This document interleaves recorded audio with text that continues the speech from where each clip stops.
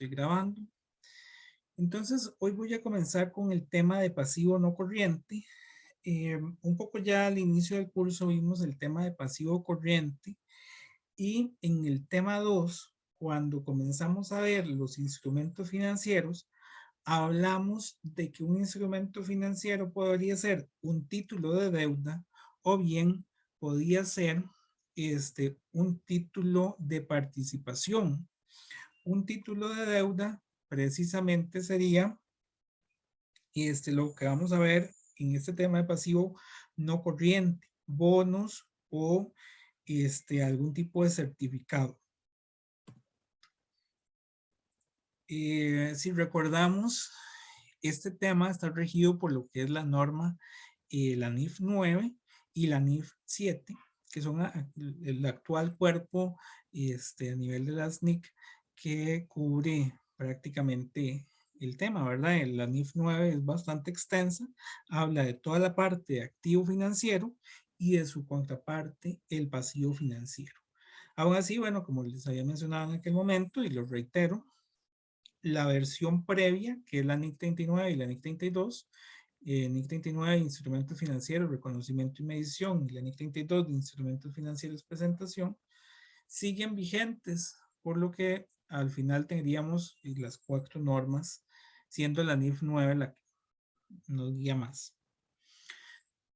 En el caso del pasivo corriente, no corriente, perdón, vamos a tener dos tipos: documentos por pagar, que el documento por pagar es un crédito que, como ya sabemos, porque vimos previamente también en el tema anterior, los documentos por pagar, esta es la contraparte del documento por cobrar, es el documento por pagar.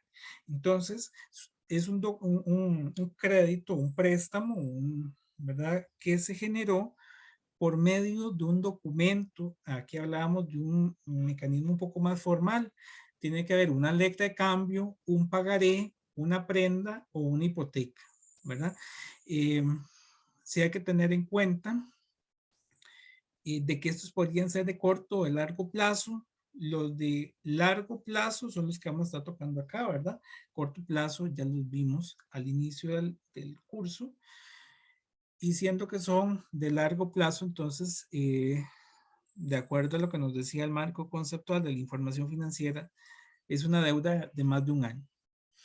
Y los otros son los bonos, una emisión que realizan las empresas o instituciones gubernamentales para financiarse mediante crédito no bancario, ¿verdad? El documento por pagar en muchos casos es un crédito con una institución financiera, un banco, una financiera, una cooperativa, una asociación. En tanto, los bonos es una emisión que realiza propiamente la empresa.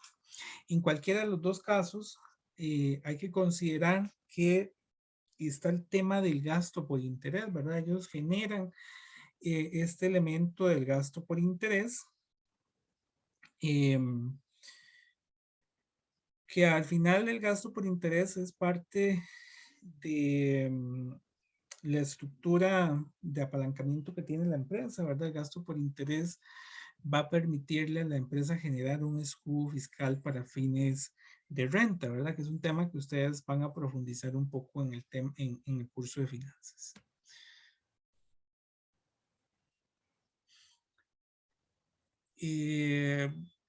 Bueno, continuando con esto, ¿verdad? Como ya mencioné, el instrumento financiero que habíamos visto en el tema anterior era el activo financiero, y ahora estamos viendo la contraparte. Habían dos posibilidades, una que fuera pasivo o un instrumento. Ahora estaríamos como pasivo, ¿verdad? En el tema anterior vimos cuando una persona adquiere un bono. Entonces teníamos unos registros para ver cómo la otra empresa nos pagaba hasta que culminaba su obligación. En este caso vamos a tener registros muy parecidos, porque aquí es la persona que emitió ese instrumento. Entonces, aquí hay una relación completa, ¿verdad?, entre el activo financiero y el pasivo financiero, lo que vimos en el tema anterior de inversiones y lo que estamos viendo aquí de pasivo. En el próximo curso, en el próximo tema, vamos a ver lo que son los instrumentos financieros. Ahí vamos a profundizar en las acciones. Importante, eso también ya lo vimos. Cuando hablamos de una inversión, bueno, una deuda, van a haber dos tasas de interés. La norma nos dice que nosotros tenemos que llevar nuestra inversión a la tasa de interés efectiva, pero vamos a tener entonces dos tasas de interés. La tasa de interés nominal, que es la tasa de interés impresa en el documento, en el certificado, bueno, que está o aparece en ese certificado, ya sea impreso o en digital, que es con la cual se pagan los intereses. Se pagan los intereses sobre el valor nominal del título de deuda. Y la tasa de interés efectivo es una tasa más bien de mercado. Es una tasa que están pagando otras inversiones en el mercado. La tasa de interés nominal puede ser mejor o peor que la tasa de interés efectivo, lo que va a hacer que aquel instrumento sea más atractivo o menos atractivo para un inversionista. Entonces vamos a comenzar con la parte de los bonos, bonos por pagar. Los bonos, dado este elemento de la tasa de interés, podríamos hablar de que tiene tres posibilidades: que se emita con descuento, que se emita con prima o que se emita a su valor par. Todo va a depender de la tasa de interés que el bono tiene versus la tasa de interés efectivo. Si un bono está pagando un interés menor que el de otros instrumentos del mercado, significa que es menos atractivo. La gente no lo va a querer comprar. Entonces, para que la empresa lo logre vender, hablamos de que se venden con descuento.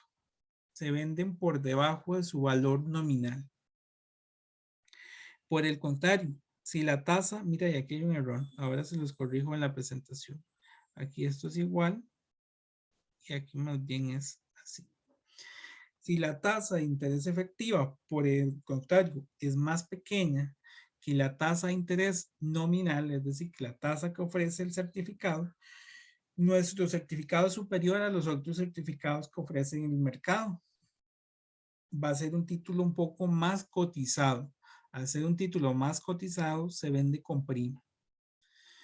Y si la tasa de interés efectiva es igual a la nominal, pues se vende por su valor nominal, tal cual. Se vende por el valor nominal o valor par. Recordemos que eran sinónimos. El registro contable en cada caso va a cambiar. El primero es cuando se venden por su valor par. Significa que lo que el título dice es exactamente lo mismo que yo pago. Se emitió un título que tenía un valor de 5 millones y yo pagué 5 millones. Ese es venderlo al valor par. Pero hay dos registros adicionales. Un registro que voy a tener todos los meses o cada vez que se paga, ¿verdad? Recordemos que ahí hay una periodicidad de pago. Este tema ya lo ¿verdad? Abarcamos un poco en el tema, sí, en el tema anterior, donde los intereses se pueden pagar todos los meses, se pueden pagar trimestralmente, cuatrimestral, semestral, anual, va a depender. En este caso, ese pago de intereses únicamente va a ser gasto por interés contra bancos. Vean que yo voy realizando ese gasto por interés, no me afecta para nada el valor del registro de la deuda. Y finalmente, cuando ya se culminó, digamos que eran unos bonos a 5 años o, ¿verdad? 3 años. Simplemente los pago, bonos por pagar contra bancos. Aquí no pasa nada, pero cuando se venden con prima o con descuento, recuerden que al momento de hacer la tabla de amortización, nosotros tenemos que llegar al monto del valor nominal, por lo que le íbamos aumentando la amortización o restándosela. Veamos la primera posibilidad, que se vendan con prima. Entonces, aquí estamos hablando de un título cuyo valor es, por ejemplo, valor nominal de 5 millones y se vendió a un valor razonable de 5.500.000. Esos 500.000 de diferencia es la prima, una prima de 500.000 colones. ¿Para qué nos sirve esta prima? ¿O qué comportamiento va a tener? Bueno, al momento de hacer el asiento, la vamos a llevar en una cuenta de orden aparte que se llama prima en bonos por pagar. Entonces, yo voy a registrar bancos por el monto que me pagaron. ¿Cuánto es lo que me pagaron? El valor razonable de 5.500.000. Los bonos se dan registro por el monto del valor nominal y se registra la prima por ese sobreprecio que asumió el inversionista. Ahora, yo tengo que ir eliminando la prima todos los periodos porque yo tengo que pasar de 5.500.000 a 5 millones. Tengo que irle restando. Por tanto, aquí es donde ingresa el término de interés efectivo e interés nominal. Nosotros tenemos que calcular en este asiento y el monto con la tasa de interés nominal y con la tasa de interés efectiva, ¿verdad? Que es lo que hacemos en la tabla de amortización. Calculamos cuánto es lo que se paga por la tasa nominal, que es lo que va a ir a bancos. Bancos es el pago con la tasa nominal. ¿Alguien iba a decirnos algo? No. Y por su parte, gasto por interés es con la tasa efectiva. Tasa efectiva que nosotros vamos a aplicarle sobre el saldo. Por ejemplo, en este caso que yo me estoy inventando, si mis bonos estaban por 5 millones, el gasto por interés es esos 5.500.000 por la tasa de interés efectiva. Y la diferencia se lleva prima en bonos por pagar, la cual efectivamente les decía que hay que irla restando de la inversión. Así que yo voy a irle restando a los 500.000 esa prima todos los periodos que haya corte. Y ya finalmente pagamos los bonos. Bonos por pagar con octavanos. El caso sucede al contrario si yo tengo un descuento. Si yo tengo un descuento, vamos a pasar, en vez de prima, vamos a tener una cuenta que se llama descuento en bonos por pagar, que es igual, en este caso, más bien mis bonos valían 5 millones, valor nominal de 5 millones, pero, por ejemplo, se vendieron en 4.500.000. Hay 500.000 colones de diferencia, que es el descuento, y de igual forma hay que irlo eliminando en cada asiento de pago de los intereses. Y al final se cancelan los bonos. No sé si hasta aquí hay alguna consulta. Vean que es muy parecido a lo que ya hemos visto al momento de hacer una inversión. Lo único es que aquí lo estamos reconociendo como deuda y el otro se reconocía como un activo. Consultas, entonces.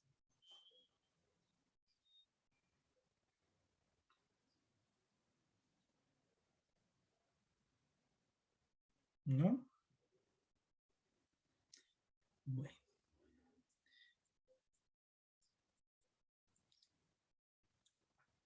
Bueno, les decía que para amortizar la prima o el descuento habrá que hacerlo por el método de interés efectivo. En algunas, bueno, este método de interés efectivo nos habla de dos cosas, ¿verdad? Si ya por ahí leyeron la NIF 9, que es muy importante que la lean. Primero, la tasa de interés efectiva es una tasa de interés que hay que aplicar sobre el valor en libros. Esa tasa de interés siempre la vamos aplicando sobre el valor en libros y tratándose de un bono, por ejemplo, ese valor en libros se va actualizando cada vez que hacemos un cierre, ¿verdad? Cada mes o cada trimestre, cuatrimestre, semestre, nosotros vamos actualizando ese valor en libros, lo que significa que el gasto por interés no es estático, sino que se va actualizando en cada cierre. El otro elemento aquí muy importante con ese interés efectivo es que el interés efectivo es un cálculo que se realiza para considerar todos los elementos asociados a la transacción. Por ejemplo, si yo incurrí en alguna comisión, si tuve que asumir cualquier elemento en la transacción como tal, lo estamos incorporando ahí, ya sea que sea un sobreprecio o una reducción del mismo. Y su objetivo es lograr igualar ese pago que yo hice, contemplando cualquier situación que asumí, para igualarlo a su valor nominal. Vean que precisamente eso es lo que hemos visto hasta el momento, ¿verdad? Hemos ido disminuyendo o aumentando el valor nominal. Antes existía un concepto que era línea recta, y eso era que yo tomo la prima o el descuento y la divido entre el tiempo del bono, y entonces todos los meses el gasto por interés era exactamente el mismo y todo era igual.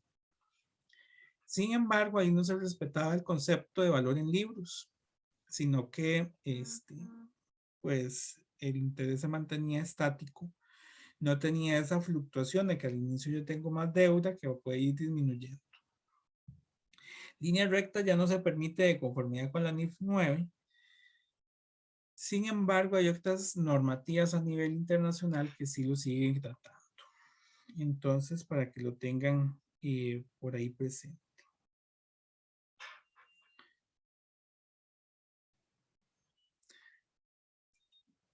También ya lo vimos, la emisión de un bono entre fechas de pago e interés.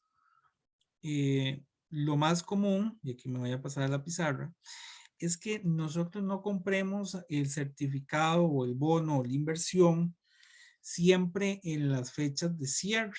Imaginémonos una inversión que hace 2 cierres, uno en junio y uno en diciembre. Básicamente el pago entre fechas de interés es si yo compro este certificado en una fecha que no sea ni junio ni diciembre, sino que lo compré, por ejemplo, en septiembre. Entonces aquí hay una tercera fecha que es septiembre. Y lo que nosotros tenemos que hacer en este tipo de situaciones es calcular lo que sea o lo que ha transcurrido desde el último cierre hasta el momento en que nosotros compramos la inversión. Vean que en ese momento ya habrían pasado básicamente, bueno, ahí no les puse de fecha, supongamos que fuera el último día del mes de cada uno de estos. Sería que lo compré el 30 de septiembre y que el corte era el 30 de junio. Entonces, de junio a septiembre han pasado 3 meses. Yo tengo que reconocer 3 meses de interés por cobrar.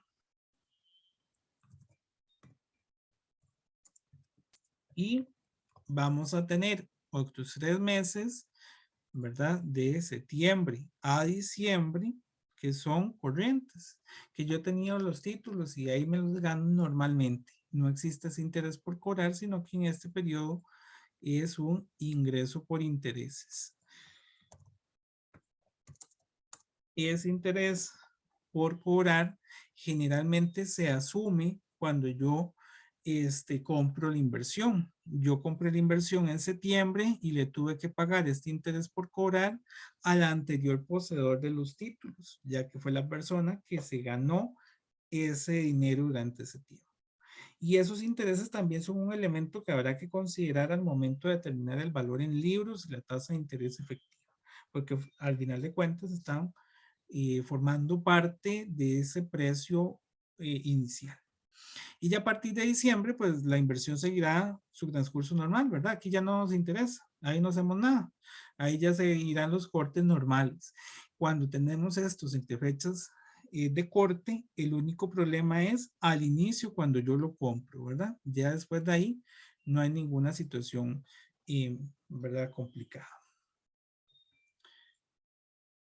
A nivel de registros contables, simplemente pues al momento de que se emita el bono, nosotros ya tenemos un interés por pagar porque ya transcurrió ese tiempo.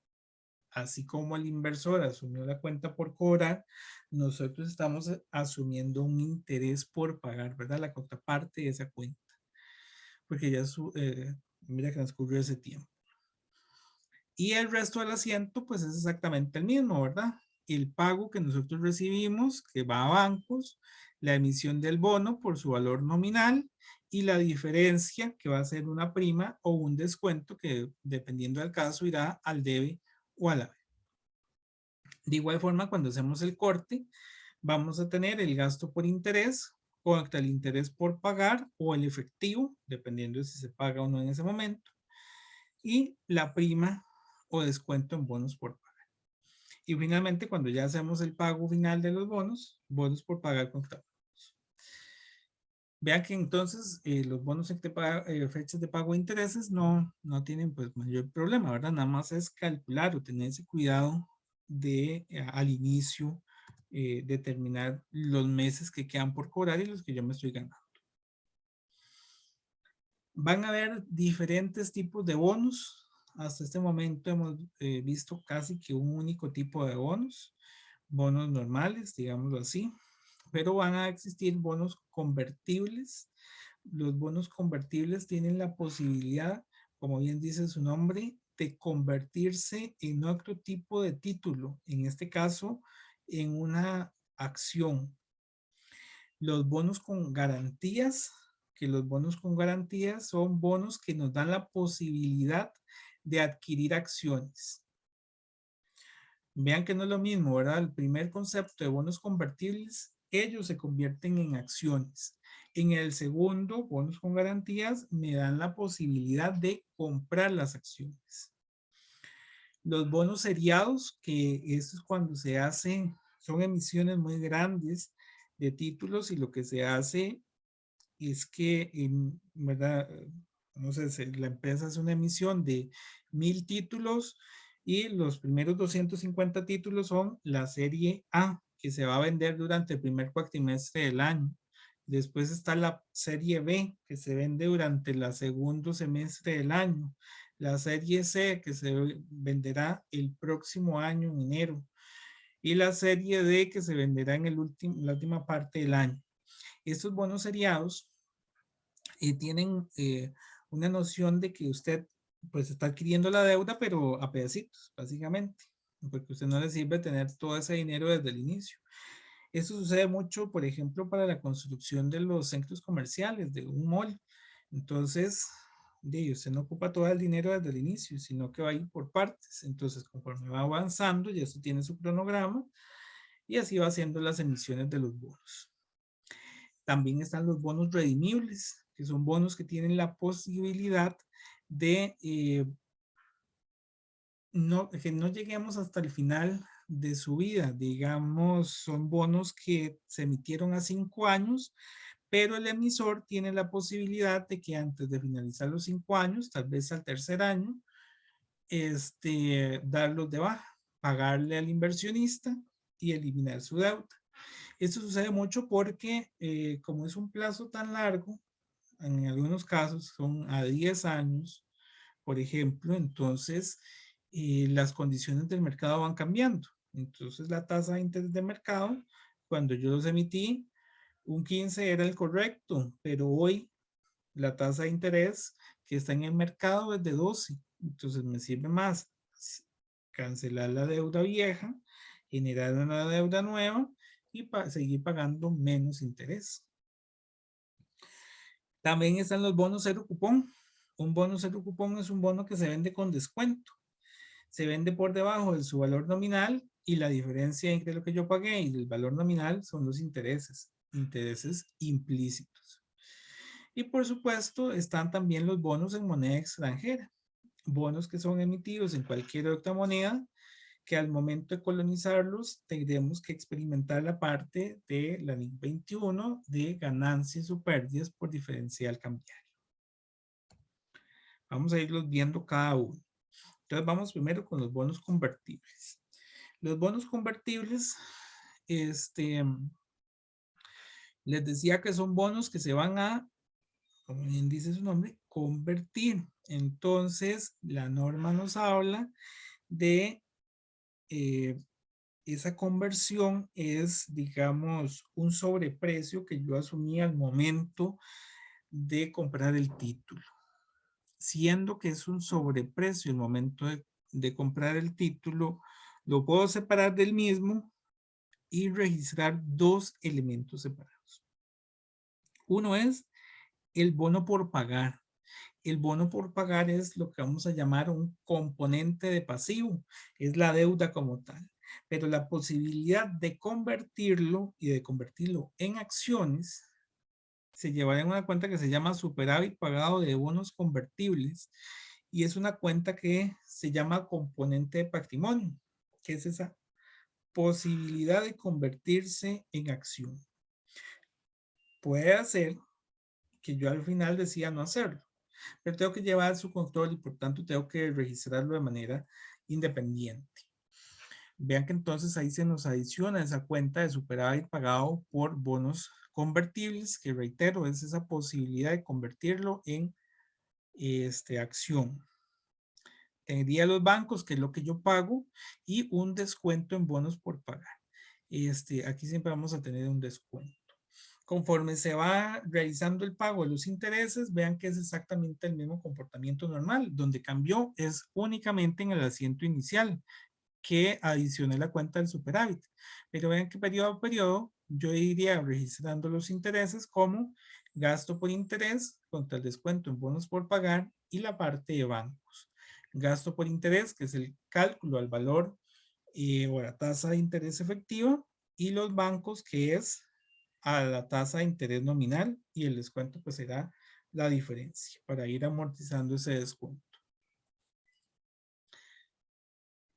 Lo interesante aquí es cuando ya se vencen los bonos, cuando yo tengo la posibilidad de ejecutar el componente convertible, tengo que hacer este asiento.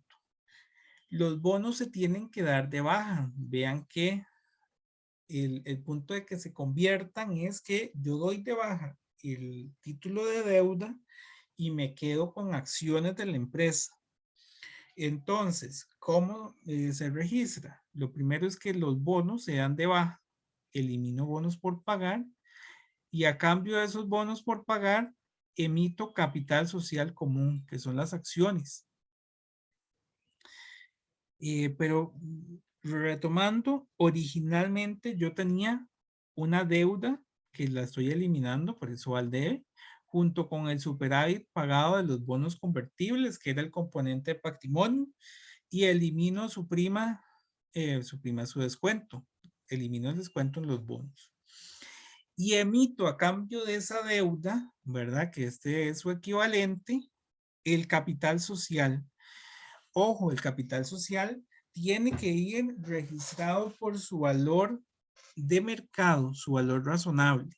Entonces, aquí, bueno, vamos a profundizar en este tema posteriormente en el siguiente capítulo, pero habrá un capital social común que es el valor nominal de la acción y esto también se puede vender con prima o con descuento.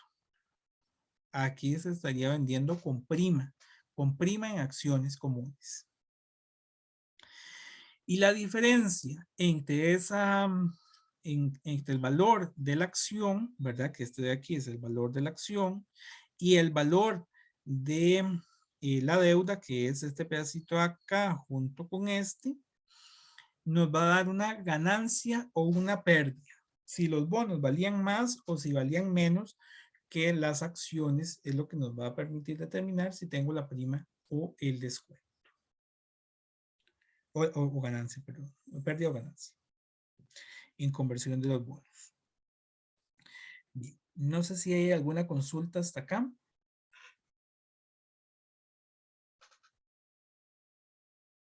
¿Estamos bien?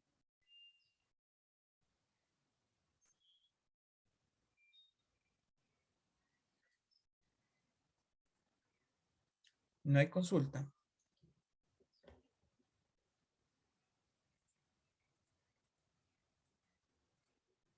Bueno, si no hay consulta, entonces paso al segundo título. En este caso son bonos con garantías desprendibles, ¿verdad? Que hace un momento lo mencioné. Bonos con garantías son bonos que tienen la posibilidad de comprar acciones. Entonces, aquí también vamos a hablar, este es muy parecido al anterior, pero es un concepto diferente, donde yo adquiero el título de deuda junto con un componente de patrimonio, pero, bueno, hago el pago y la diferencia entre el pago y la sumatoria del título de deuda y del componente de patrimonio es el descuento. Y el asiento del gasto por interés se va a realizar normal todos los periodos, gasto por interés, que es la parte del valor con la tasa de interés efectiva, el banco, que es con la tasa de interés nominal, y el descuento. Ahora, aquí el asunto es cuál es la diferencia con el anterior. El anterior, que eran bonos convertibles, yo doy de baja el bono y lo cambio por una acción común. Aquí la ganancia, perdón, la garantía de acciones comunes, lo que me permite es comprar acciones comunes. Aquí el componente de deuda no desaparece, sino que yo voy a tener al final los bonos y además de los bonos, tengo las acciones. Entonces, ahí pasamos de, pues, tiene que la transición. Bueno, dice que el asiento, como se estaría realizando, es en esta forma. Yo doy de baja las garantías contra el capital social común y la prima, ¿verdad? Que es ese sobreprecio que tenga la acción. Tendríamos la acción a su valor nominal, la garantía y lo que paga el cliente, ¿verdad? Porque recordemos, es la posibilidad de que nos compren las acciones. Así que la persona tendrá que pagarnos el dinero. Aquí nos están pagando ese dinero. Generalmente esto lo que permite es que, que el inversor compre las acciones a un precio reducido, un precio pues más atractivo que el que había en el mercado. Si al final no se canjean las garantías, nosotros simplemente lo llevaremos a una cuenta de superávit pagado de garantías expiradas. Que esto básicamente es una ganancia que tuvimos porque al final la persona pagó el componente de garantía, el componente patrimonio, pero no lo ejecutó. Entonces, para que lo recuerden, este primer asiento es si se ejecuta la garantía y el segundo asiento es si no se ejecuta la garantía. También puede ser que se ejecute parcialmente.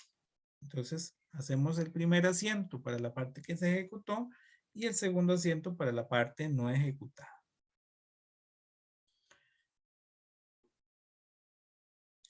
Vamos con el tercer tipo, que bueno, este no tiene mucho de diferencia, son bonos seriados. El bono seriado son bonos que tienen toda la misma condición. ¿Qué es lo que varía? Como les decía, la fecha en que se emite. Tengo varias emisiones. Una emisión la hago en una fecha, otra emisión en otra fecha, la hago en otro periodo, ¿verdad? Básicamente lo que cambian son los periodos, pero lo que estoy haciendo es una emisión muy grande, muy, muy grande. Ese es el punto con los bonos seriados. Son emisiones muy grandes porque tienen un proyecto en específico, pero no me sirve tener todo el dinero desde el inicio, sino que me interesa tenerlo por etapas. Entonces, reitero que un ejemplo muy apropiado en este caso es cuando se hacen estas construcciones muy grandes, como las de centros comerciales, que en algunos casos hasta va por etapas, donde construyen el primer edificio y después construyen el segundo y ahí van las etapas de construcción. Entonces, No le serviría a la empresa para nada tener desde el inicio toda la deuda si yo ya desde el inicio preveí que iba a poder hacer nada más una parte del edificio, después la otra parte, y íbamos continuando, ¿verdad? Entonces lo mismo es con la deuda. Conforme se avanza en el proyecto, yo voy haciendo las diferentes emisiones de bonos. Ese no vamos a ver asiento porque es igual que un bono normal. Lo único es que va a tener más de una emisión. Los bonos redimibles, aquí tampoco vamos a profundizar en cómo se registra el bono inicialmente, porque aquí no hay ningún componente diferente. Es un bono tal cual, normal. Lo único es que tiene una cláusula que dice que yo no, que el emisor, ¿verdad? Que en este caso somos los emisores, no me tengo que esperar hasta el año 5, por ejemplo, para cancelar esos bonos, sino que podría esperarme. Generalmente estas cláusulas dicen que a partir de X cantidad de años. Entonces consideramos una cláusula que diga que a partir del año 2, en cualquier momento el inversionista podría redimir los títulos a un, no sé, 105%, un 110%. Es decir, que se asume un sobreprecio sobre el título, pero reitero que al final el costo de oportunidad de reducir la carga financiera pues es algo muy atractivo para las empresas. Entonces, estos bonos redimibles, lo que vamos a tener es la eliminación del bono junto con la prima o descuento que tenga el bono. Estos dos componentes del bono junto con su prima o descuento la tengo que comparar contra los bancos. Así tal cual. ¿Cuánto es lo que tengo que pagar versus cuánto era el valor en libros de la deuda? Y la diferencia entre los dos va a ser la ganancia o pérdida en la redención de bonos. Generalmente es pérdida a nivel de este asiento, pero reitero que a nivel del flujo de efectivo es ganancia porque ahora tenemos condiciones más ventajosas en el largo plazo. Vamos al quinto tipo de bonos, que son bonos cero cupón. Y los bonos cero cupón no tienen pago de interés en ningún momento. Recordemos que siempre, hasta el ejemplo anterior, hemos tenido un asiento que es gasto por interés contra bancos. Aquí, ese asiento de gasto por interés contra bancos no existe porque no pagamos un cupón. Lo que está sucediendo aquí es que desde el inicio yo vendí mis bonos por pagar en, no sé, 6 millones. El cliente me pagó 5.500.000. Un descuento y ese descuento constituye el interés implícito. Vamos a ir realizando los asientos para descontarlo cada periodo, pero no hay salida de efectivo. Aquí estarían esos 500.000, ¿verdad? Con la periodicidad que corresponda, pero reitero, aquí nunca va a haber salida de efectivo hasta que ya se venzan los bonos, en cuyo caso yo los voy a cancelar por los 6 millones de valor nominal. Básicamente, aquí no hay posibilidades, como en otros de los bonos, de que haya ganancias o pérdidas, ¿verdad? Aquí no hay esos diferentes panoramas. Aquí simplemente al inicio el título se vendió por debajo de su valor nominal para reconocerle esa diferencia al inversor como intereses implícitos. Se fueron descontando durante el tiempo que duró la inversión y al final le cancelamos su valor nominal. ¿Alguna consulta hasta acá?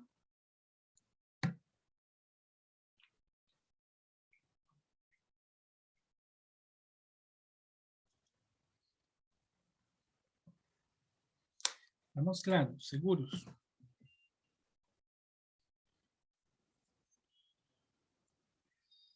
Bueno, si estamos claros, paso al último tipo de los bonos, que son bonos en moneda extranjera.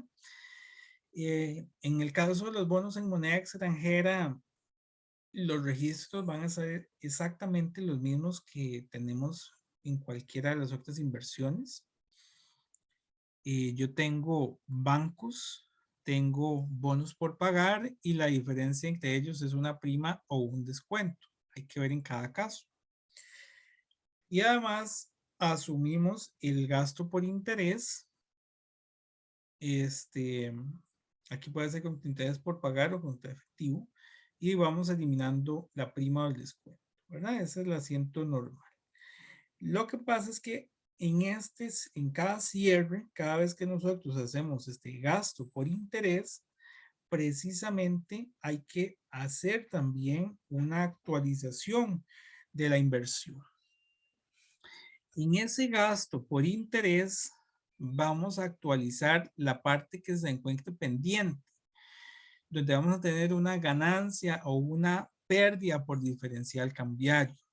Ese gasto por interés contra los bonos, contra los bancos y la prima del descuento va a estar acompañado de las cuentas de intereses por pagar que podrían estar por ahí pendientes y nos va a generar una pérdida o una ganancia, considerando el tipo de cambio con el que originalmente había registrado la transacción y comparándolo con el tipo de cambio que hay actualmente. No solo tengo que hacer ese registro para el gasto por interés, sino también para el título, digamos en sí. El título también tiene un valor nominal, el cual estaba en dólares y nosotros tendríamos que actualizarlo. Vean que aquí la posibilidad de dejarlo al dedo de la ver es completa, ¿verdad? Los bonos podrían aumentar o disminuir, lo que va a generar que aumente o disminuya también la prima o el descuento y genere una pérdida o una ganancia por diferencial cambiario. Ahí hay que tener mucho cuidado porque vean que puede ser en cualquiera de los dos lados, cualquiera de las cuentas. Y finalmente, al momento de realizar el pago, también existe la pérdida o ganancia por diferencial cambiario. Entonces, para que tengamos en cuenta que esa pérdida o ganancia por diferencial cambiario va a estar en cada pago de intereses, también va a estar al cierre en la actualización del principal y finalmente cuando cancelamos la inversión.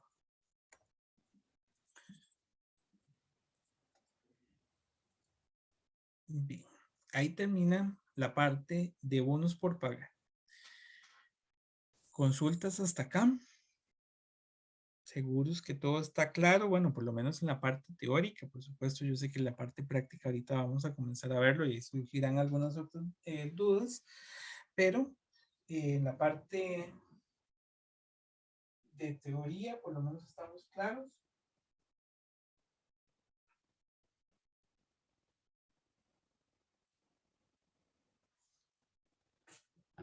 Sí, o más o menos.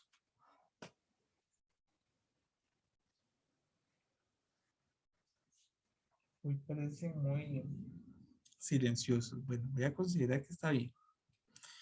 Vamos a la siguiente parte, que es una deuda. Les decía que los documentos por pagar, pues bueno, sería la contraparte del documento por cobrar, el cual pues ya se vio en el curso anterior y también en el tema anterior cómo se lleva su registro. En este caso estamos tratando el tema de un documento por pagar de largo plazo. Siendo un documento por pagar, tiene que estar respaldado con una lecta o un pagaré, con una hipoteca sobre bienes inmuebles o una prenda sobre bienes muebles.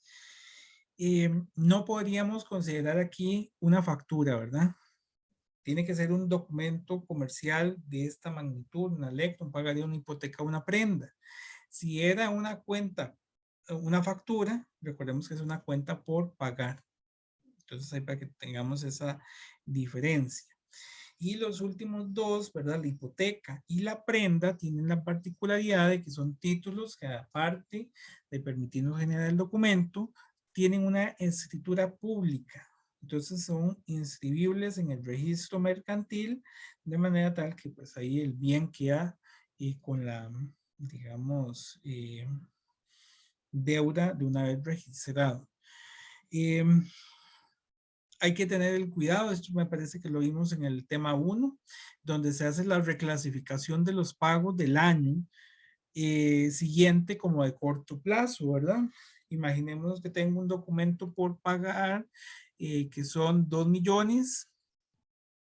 Voy a ponerlo por acá, un documento de 2 millones y que su plazo es de 2 años.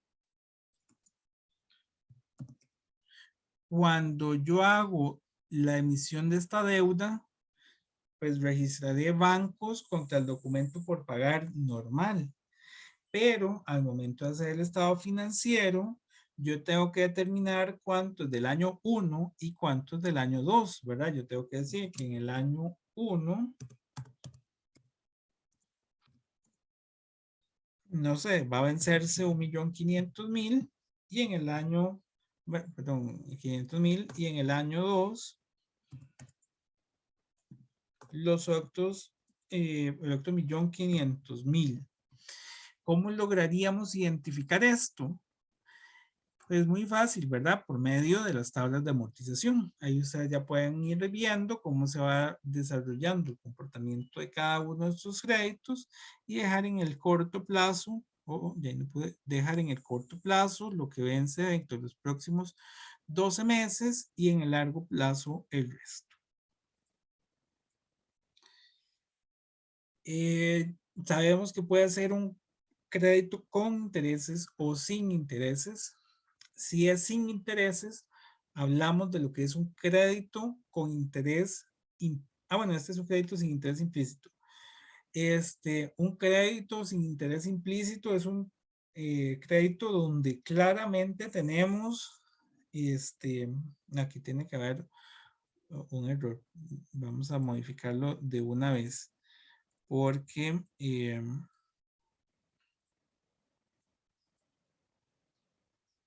este es más bien sin interés implícito y este es con interés implícito. Ahora sí, un crédito con interés implícito es un crédito que al momento de registrarlo o de emitirlo no indicaba la tasa de interés, sino que nos indicaba que hoy recibí un monto y en el futuro tengo que pagar otro monto. Por ejemplo, hoy recibí 2.500.000 y dentro de 3 años tengo que pagar 4 millones. La diferencia, que es 1.500.000, se considera un descuento en documentos por pagar y ese es un interés implícito, el cual se va eliminando cada cierre con el asiento gasto por interés contra descuento en documento por pagar, de manera tal que este llegue a cero al final del periodo. Y por supuesto también al final del periodo, cuando ya se acabó todos los intereses, todo su descuento, por la totalidad del monto, vamos a hacer documento por pagar con trabajos. Este es tratándose de un documento que no tiene interés, pero si el documento tiene interés, es decir, que no tiene interés, vamos a quitarle ese sí, es crédito con interés explícito. El crédito con interés explícito simplemente cuando llegó, ¿verdad? Lo registramos por el monto total. Aquí sí tiene una tasa de interés, un plazo, una cuota, ¿verdad? Lo que hemos visto hasta el momento, que tenemos unas condiciones del crédito. Y vamos a registrar bancos contra documento por pagar por la totalidad del monto que originalmente se desembolsó.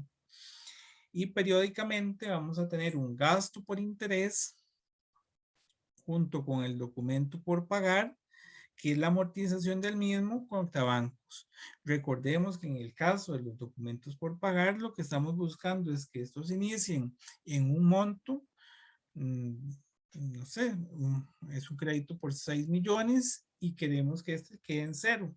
Entonces, la persona nos irá realizando el pago que corresponde a interés y amortización del principal hasta que el mismo quede en cero. Esto es lo que la norma nos hablaba de el costo amortizado, ¿verdad?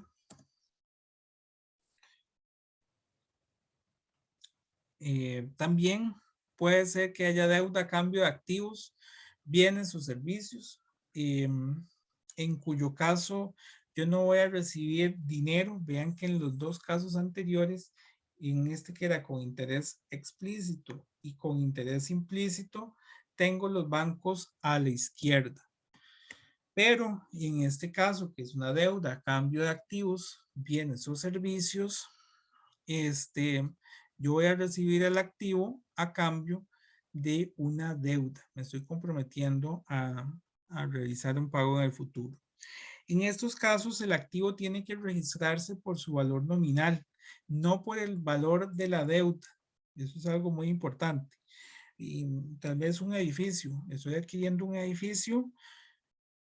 Voy a adquirir el edificio y lo registro por su valor nominal versus el documento por pagar, ¿verdad?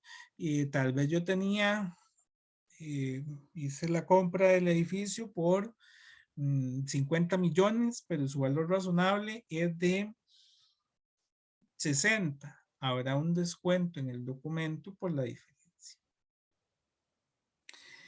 Y posteriormente pues tendremos el gasto por interés, el documento por pagar y los bancos, que es el pago normal, ¿verdad? Donde tengo el gasto por interés, la amortización del documento y el pago completo, la cuota. Entonces, muy parecido, ¿verdad? Lo que ya hemos visto. De igual forma, también aquí podemos hablar de que puede haber una reestructuración de la deuda, es decir, que la tasa de interés podría cambiar. También puede cambiar el plazo. Podría cambiar porque tengo abonos extraordinarios. En cualquiera de estos tres casos, lo que se ocupa es recalcular la tabla, perdón, de amortización de forma prospectiva. Si recordamos en la cuenta por cobrar, nosotros hacemos el cambio a partir de que surgió alguna de estas situaciones. No volvemos a hacer la tabla desde el inicio, por eso se habla que es prospectivo. Lo que ya había sucedido se queda así, tomamos el último valor en libros y a partir de ahí determinamos la nueva cuota, la nueva tasa de interés, ¿verdad? Básicamente. Y ya para finalizar, bueno, la NIF 9 no nos indica qué información hay que revelar, pero la NIF 7, que es, digamos, una norma compañera de esta, sí nos dice que tenemos que revelar la relevancia de los instrumentos financieros que tan importantes son para la empresa a nivel de su inversión, la naturaleza y alcance de los riesgos, ¿verdad? En algunos de estos casos, una inversión puede ser algo muy bursátil o puede ser algo muy seguro. Hay que identificarlos y comunicarlos.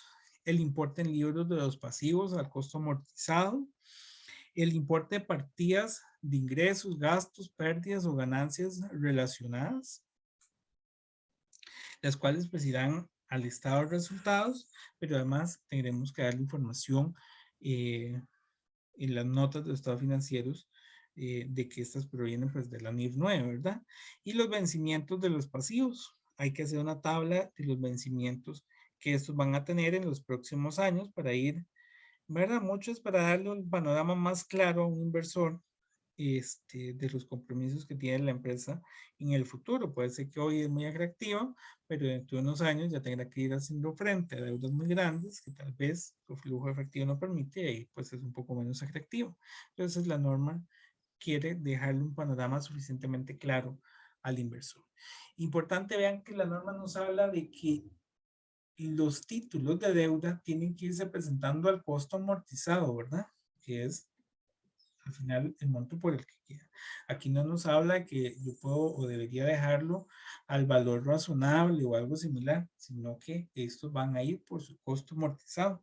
Lo que ya he pagado, bueno, el monto original menos lo que ya he ido pagando. Entonces va quedando siempre por el saldo actual de aquella deuda. Y bueno, con esto finalizamos el tema de la deuda no corriente. No sé si tienen alguna consulta con la parte teórica, algún comentario. Vean que es bastante extenso también, ¿verdad? Entonces, ¿algún comentario, alguna cosa?